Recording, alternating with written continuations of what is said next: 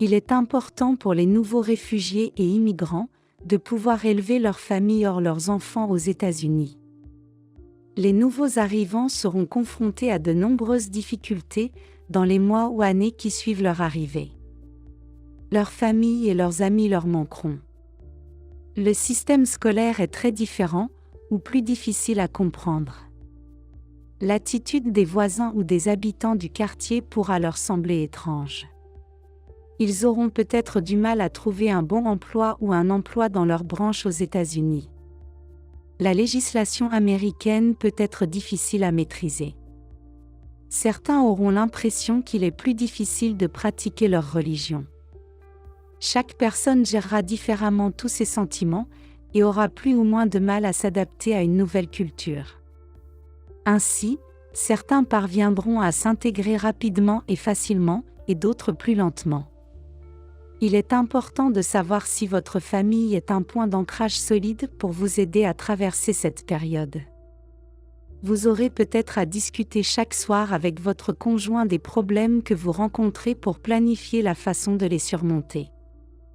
Ici, les parents ont des responsabilités vis-à-vis de leurs enfants qu'il est important qu'ils connaissent pour s'y préparer.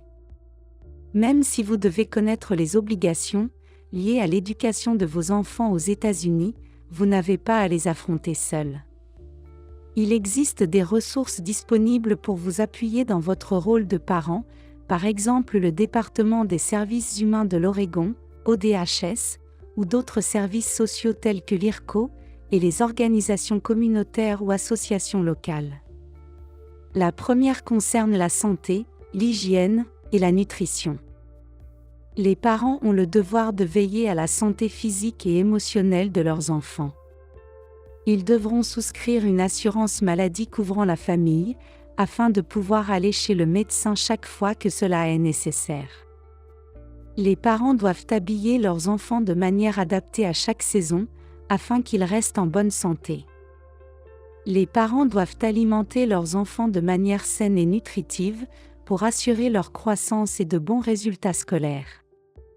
Ils doivent éviter d'acheter des aliments déjà préparés, et adapter la méthode de l'assiette, qui aide à planifier les repas familiaux.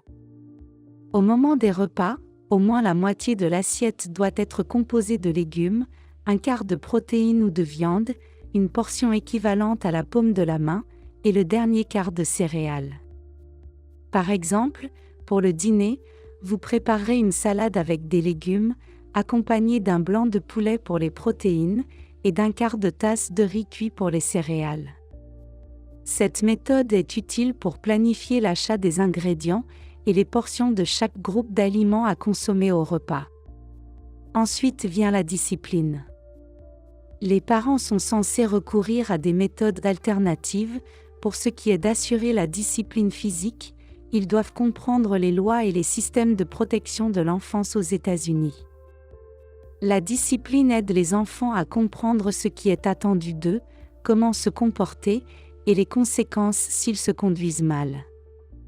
La discipline permet aussi aux enfants de contrôler leur propre comportement. Les enfants apprennent mieux lorsqu'ils se savent aimés et soutenus. L'une des techniques pour y parvenir est d'écouter les enfants. Lorsqu'ils se comportent bien, il faut le leur dire afin de renforcer leur conduite positive et veiller à leur sécurité physique et émotionnelle.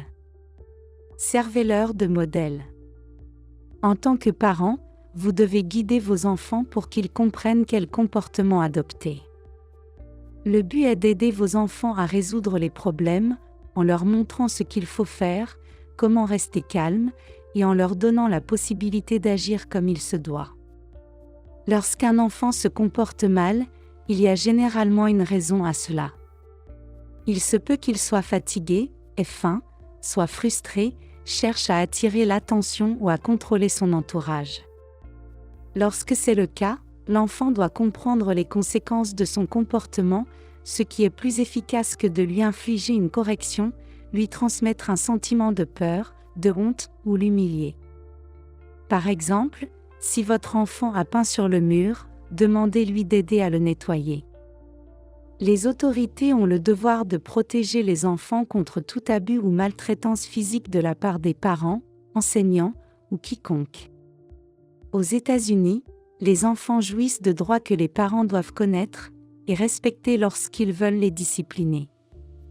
Ils doivent savoir ce que signifie surveiller leurs enfants, ce qui veut dire être attentif à tout moment, prendre des dispositions pour les faire garder et filtrer ce qu'ils peuvent regarder à la télévision ou sur les médias.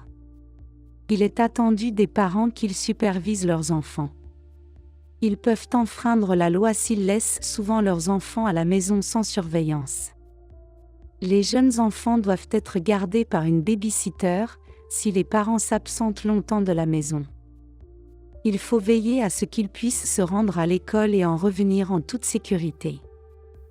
Les enfants doivent être surveillés dans les espaces publics, les magasins, centres commerciaux et parcs publics. Les parents doivent établir des règles concernant l'utilisation du téléphone portable ou des écrans par leurs enfants, pour qu'ils n'aient pas accès à des contenus inappropriés pour leur âge. Le dernier domaine concerne l'éducation. Les parents doivent connaître le fonctionnement du système scolaire, les attentes à leur égard, et le comportement qui est attendu des enfants à l'école.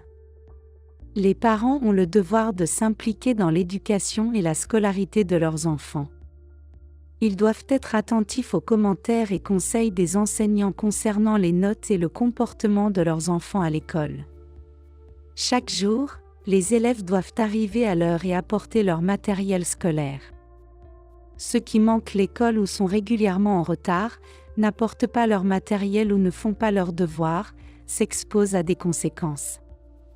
Les enfants nécessitent le soutien de leurs parents pour répondre à toutes ces attentes. Aux États-Unis, les enfants peuvent avoir de nombreux devoirs à faire à la maison. Pour cela, ils ont besoin d'un endroit confortable et calme chez eux. Prenez le temps de réfléchir à la manière dont ces exigences diffèrent de celles de votre pays d'origine. Quelle est la principale difficulté à laquelle vous devez faire face? Maintenant, votre famille est-elle équipée pour la surmonter? En continuant à vous renseigner sur les devoirs des parents aux États-Unis, vous serez en mesure de résoudre tous les problèmes que vous pourrez rencontrer. N'oubliez pas que vous et votre famille disposez d'atouts uniques qui vous aideront à chaque étape.